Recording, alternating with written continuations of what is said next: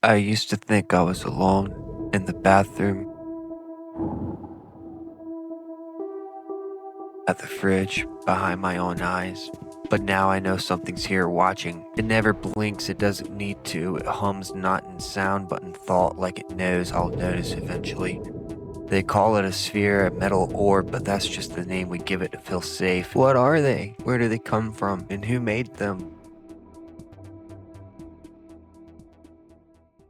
The Buga Sphere key facts. Discovered in Buga, Colombia. Witness reported a sphere flying erratically over Buga and it crash landed somewhere in some fields.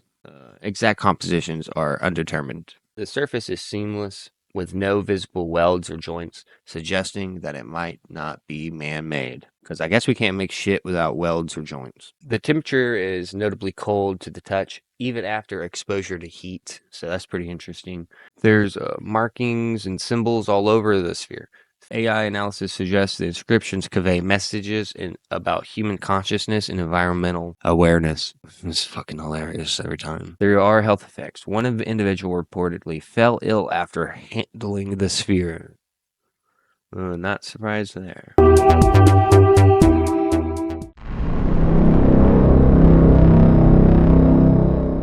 Is this still the video? You think it ever was? Does any of this even make sense? Depends on what version of you is watching.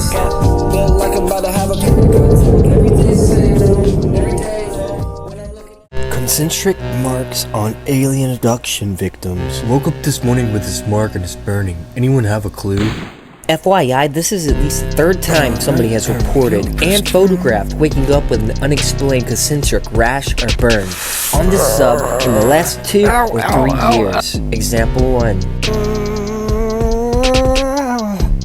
Oh, there it is.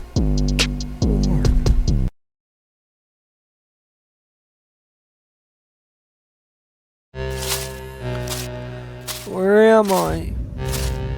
How did I get here? We're hearing radio? I need some help. I gotta go see a doctor.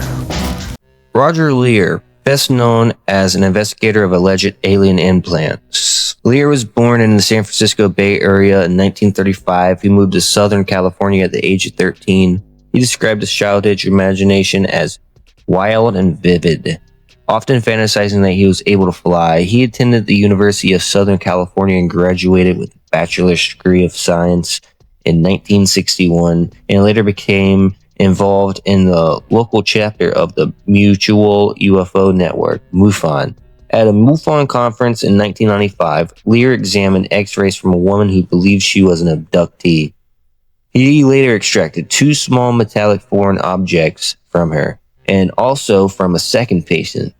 The objects were analyzed by a New Mexico Institute of Mining and Technology, which determined that they were composed of commonly found elements such as iron or aluminum. In describing some of these elements, the lab reports made reference to the composition of meteors. Leir interpreted this to mean that the objects removed from the patients were of extraterrestrial origin. He came to believe that the objects were devices implanted by aliens and scientific proof of non-terrestrial experimentation on man. Leir claimed the objects he removed from patients emitted deep space frequency radio waves, had strange metallic properties, or contained odd crystalline structures. According to the skeptical investigator Joe Nickel, the implants Leir claimed to have discovered were most likely ordinary objects such as shards of glass or fragments of metal that became lodged in arms, hands, legs, and feet due to accidental falls or barefoot walking. Leir wrote The Alien in the Scalpel in 1999, describing his implant surgery. His next book, Case Book Alien Implants, was published in 2000. He began appearing on various radio and television shows, spoke at UFO conferences in 2001. In 2003, he traveled to Brazil to investigate the alleged crash of an alien spacecraft and produced a book in 2005 titled UFO Crash in Brazil. Thank you for watching. If you enjoyed this, please subscribe because I have more coming on the way. I ran out of inspiration for this video, so if you have any suggestions, if you like anything that I've done here, please like, subscribe, or comment or something, because, yeah, I don't know. Yeah.